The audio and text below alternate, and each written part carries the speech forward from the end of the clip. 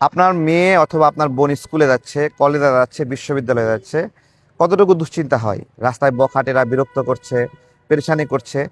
ঢাকা 12 আসনে আমি নির্বাচন করছি। আমার আমার নির্বাচনী এলাকায় আমার প্রথম কনসার্ন থাকবে এটা, যে আপনার মেয়ে, আপনার বোন যেন, আপনার কন্যা যেন নিরাপদে থাকে, নিরাপদে স্কুল, কলেজ, বিশ্ববিদ্যালয়ে যায়। আরেকটি গুরুত্ব তালিকায় থাকবে আমাদের মায়েরা, আমাদের বোনেরা যারা কর্মজীবী আছেন, তারা তাদের সন্তানদেরকে ঘরে রেখে যেতে পারেন না। বেশিরভাগ পরিবারই ছোট পরিবার। তো এই ধরনের সমস্যার ক্ষেত্রে আমার একটা ইচ্ছা আছে, বেবি কেয়ার সেন্টার করব এখানে, যাতে করে সবাই তার সন্তানকে নিরাপদে রেখে তিনি কাজে যেতে পারেন, তার সন্তানকে দেখার জন্য একজন নার্স থাকে। তো এই জায়গাগুলো নিয়ে কাজ করার আমার খুব ইচ্ছা ঢাকা 12-তে।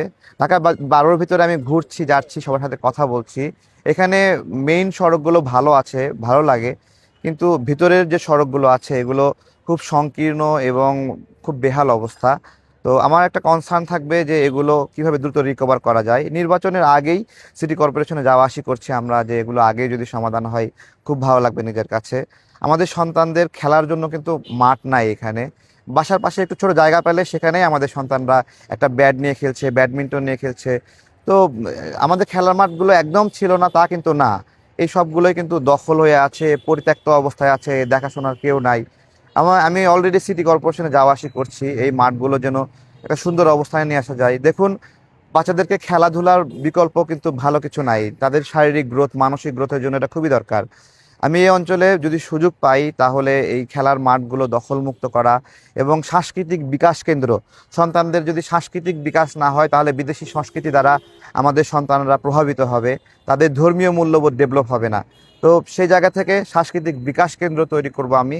এটা প্রত্যেকটা এলাকায় এলাকায় যদি করা সম্ভব হয় তাহলে খুবই ভালো হবে। অথবা লাইব্রেরি, যার মাধ্যমে আমাদের সন্তানরা আমাদের পুঁথিগত বিদ্যার বাহিরেও অন্যরকম একটু জ্ঞানের সন্ধান পাবেন। মাদক, সন্ত্রাস, চাঁদাবাজি, দখলবাজি আমাদের নিয়মিত জীবনের একটা খুব পেরেশানির কারণ, এবং প্রত্যেকটা জায়গায় আমরা এই বিষয়গুলো দেখছি। এখান থেকে মুক্তির কোনো মানে আলামত আমরা দেখছি না। এই অঞ্চলে কাজ করতে এসে আমি ফেস করছি যে এটা এই অঞ্চলে একটা বড় সমস্যা। ইনশাল্লাহ আমি যদি সুযোগ পাই তাহলে এখানে এই বিষয়গুলোর প্রতি একদম জিরো টলারেন্স থাকবে। মাদকের প্রতি জিরো টলারেন্স, সন্ত্রাসের প্রতি কোনো ছিনতাইকারী ছিনতাই করে এখান থেকে পালাতে পারবে না।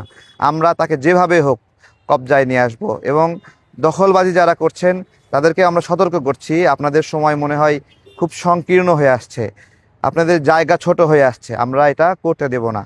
এই বিষয়গুলো ঢাকা 12 আসনে আমার কনসার্নের এলাকায় থাকবে। এছাড়া আমাদের সন্তানরা যদি একটু প্রশিক্ষিত হয় তাহলে একটু ভালো বেতন পাবে, ভালো কাজ পাবে। দেখুন, আমরা যদি কোনো কাজ না জানি আমাদেরকে অসহায় লাগে। সেই জায়গা থেকে 3 মাসের একটা ছোট্ট কোর্স, ইলেকট্রিশিয়ান, ফ্রিজের কাজ, অথবা কোনো কারিগরি কাজ, মোটর মেকানিক কাজ, অথবা স্যানিটারি কাজ, যে কোনো একটা কাজ শিখলে মানুষ কিন্তু 1500-2000 টাকা প্রতিদিন ইনকাম করতে পারে। অথবা সেই কাজগুলো না জানার কারণে আমরা কিন্তু অসহায় থাকি। এই অঞ্চলে আমি এই জায়গাতে কাজ করব যে আমরা যেন যুবকদেরকে, আমাদের নাগরিকদেরকে বিভিন্ন কাজে দক্ষ করে তুলব, যাতে করে তাদের আয় বাড়ে এবং এলাকার ভিতরে একটা বরকত আসে এবং সবাই সচ্ছল হয়। সচ্ছল এবং স্বনির্ভর ঢাকা 12, নিরাপদ ঢাকা 12-র জন্য কাজ করব। আপনাদের সঙ্গে আছি, নির্বাচিত হই বা না হই আপনাদের সঙ্গে থাকবো। এই কাজগুলো করা অনেক কঠিন কাজ না, এমপি হয়ে করতে হবে বিষয়টা এরকম না। দুই একজন অ্যাক্টিভিস্ট বা 2-4 জন অ্যাক্টিভিস্ট যদি এলাকার মানুষকে সাথে পায় তাহলে এই জিনিসগুলো সহজেই সমাধান করা যায়।